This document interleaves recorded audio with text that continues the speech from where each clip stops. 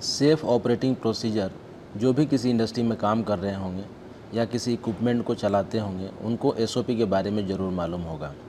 SOP सबसे सुरक्षित काम करने का एक तरीका होता है। तो आज हम लोग इस वीडियो में जानने वाले हैं कि एसओपी क्या होता है, उसका डेफिनेशन, और साथ में एसओपी क्यों ज़रूरी है, और एसओपी जब हम बनाने जाते हैं तो उसके स्ट्रक्चर कैसे होते हैं, उसमें क्या क्या कंटेंट देना पड़ता है कंपलसरी, ताकि वो सही एसओपी बन पाए।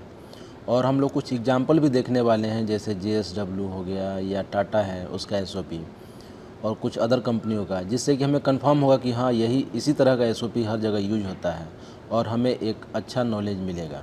तो आप वीडियो को पूरा देखिए और इन्जॉय करिए।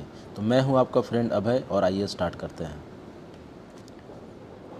स्टैंडर्ड ऑपरेटिंग प्रोसीजर, जिसको हम एसओपी बोलते हैं, यह एक स्टेप बाय स्टेप इंस्ट्रक्शन होता है जो कि टीम मेंबर को गाइड करता है कि आप सारे लोग एक ही तरीके से काम करें, यानी कंसिस्टेंट मैनर में काम करें।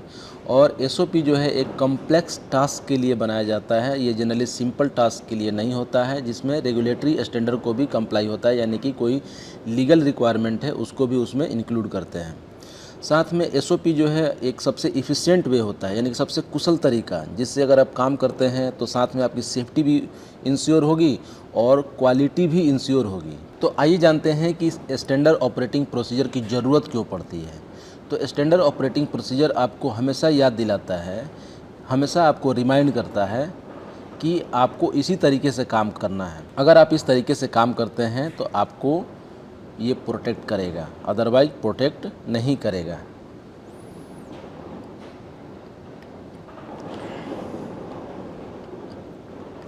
तो जब हम एसओपी बनाने जाते हैं तो उसके डॉक्यूमेंट के कुछ स्ट्रक्चर होते हैं, यानी कि सबसे पहले हमको देना पड़ेगा उसमें डॉक्यूमेंट कंट्रोल और मेटा इन्फॉर्मेशन, जिसमें हमको सबसे पहले क्या देना पड़ेगा, उसकी टाइटल, यानी कि वो एसओपी किस चीज़ के लिए बन रही है। यानी कि एक शॉर्ट टाइटल रहेगा, जैसे कि safe operating procedure of gas cylinders, जो भी है यहाँ पे आपको टाइटल देने पड़ेंगे। उसके डॉक्यूमेंट की एक आईडी होगी, एक नंबर देना पड़ेगा, उसमें रिवीजन नंबर और उसमें डेट देना पड़ेगा, साथ में पेज नंबर। और पेज नंबर जब देंगे ना तो वहाँ पेज ऐसा नंबर देना है, यानी कि इस फॉर्म में, यानी कि टोटल नंबर ऑफ पेज कितने हैं और अभी करंट पेज नंबर कौन सा है। यानी कि अगर कोई एसओपी का एक पेज फट जाए तो मालूम चल जाएगा हाँ एक पेज मिसिंग है। अदरवाइज उस एसओपी पर काम करने जा रहे हैं और एक पेज नहीं है और उसमें नंबरिंग नहीं किया गया है तो क्या है, एक बहुत बड़ा एक्सीडेंट हो सकता है।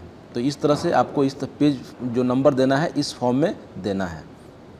साथ में आपको उस पर अप्रूवल सिग्नेचर भी होता है, यानी कि जो हेड होंगे उस डिपार्टमेंट के, उसकी साइन होगी।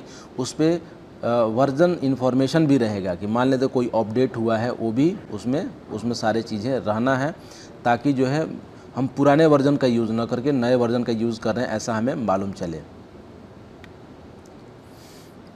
अब इसमें क्या क्या रहेगा, सबसे पहले हम लोग को देना पड़ेगा टेबल ऑफ कंटेंट, यानी कि एसओपी जो हम बना रहे हैं उसमें जो है क्या क्या इन्फॉर्मेशन है। तो टेबल ऑफ कंटेंट जो है एक, जैसे कि आप देखे होंगे बुक का इंडेक्स होता है, जिसमें हम लोग देखते हैं इस पेज नंबर पे ये है, ये पेज नंबर पे ये है, उस तरह का आपको एक टेबल ऑफ कंटेंट देना पड़ेगा।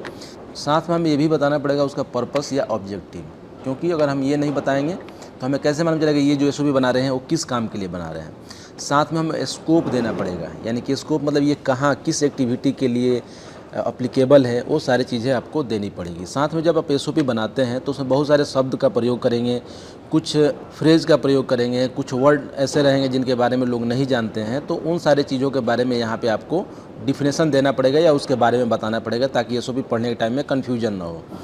उसके बाद हम लिखते हैं प्रोसीजर, यानी कि स्टेप बाय स्टेप डिस्क्रिप्शन लिखते हैं। जैसे कि मान लीजिए हम वेल्डिंग करने जा रहे हैं तो सबसे पहले हम चेक करेंगे, फिर प्लग लगाएंगे, फिर जो है हम होल्डर लेंगे, उसके बाद उसमें रॉड लगाएंगे। इस तरह का एक स्टेप बाय स्टेप इंस्ट्रक्शन जो है हम लोग लिखना है, तो ये आता है प्रोसीजर।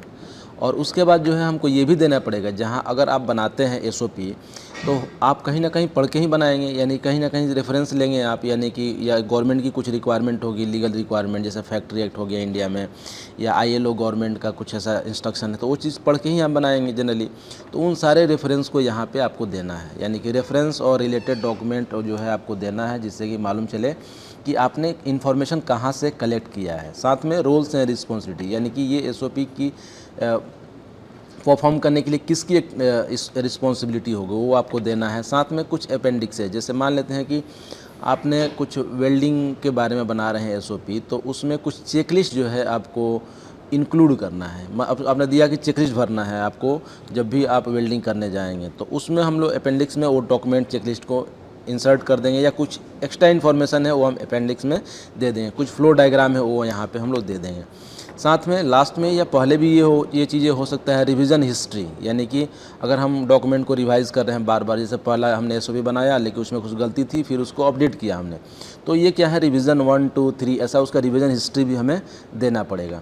और लास्ट में अप्रूवल सिग्नेचर वगैरह भी लास्ट में, या ये फर्स्ट में भी हो सकता है, ये कंपनी टू कंपनी वेरी भी कर सकता है, बट ये चीज़ें होनी है, ये कंटेंट है, ये चीज़ होनी है, और अप्रूवल सिग्नेचर उसमें होना चाहिए।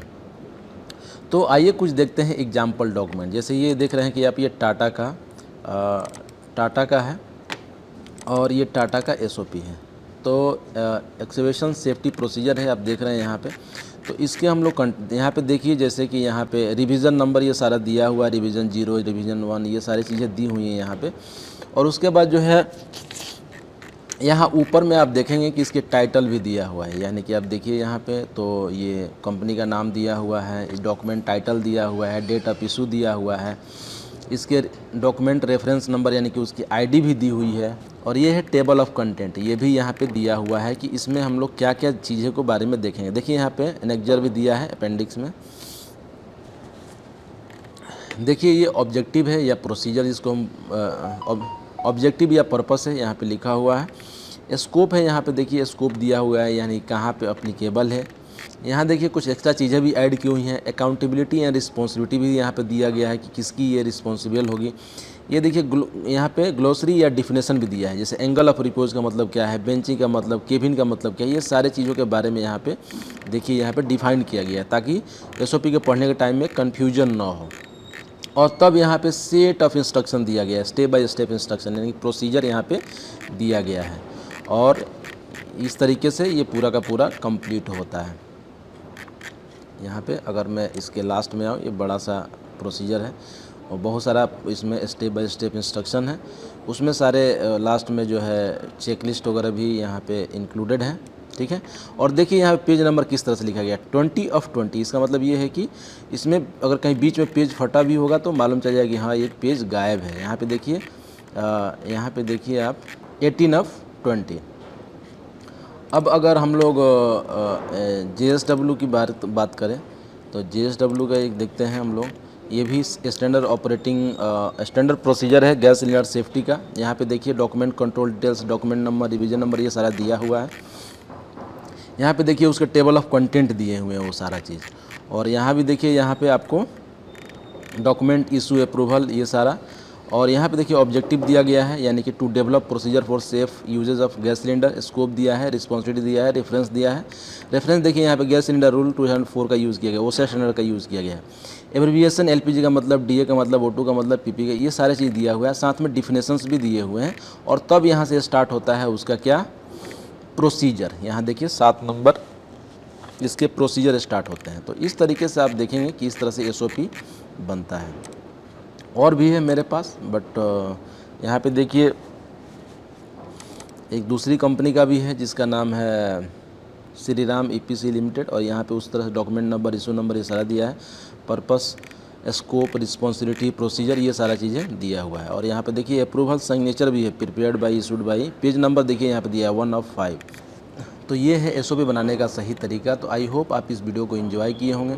अगर आप हमारे चैनल पर नए हैं तो लाइक, शेयर, सब्सक्राइब करें। आप कमेंट जरूर करें, जिससे हमें मोटिवेशन मिलता है और मैं नए नए वीडियो बनाने के लिए प्रेरित होता हूँ। तो मिलते हैं अगले ही ऐसे ही नए वीडियो में, तब तक के लिए टेक केयर, बाय बाय।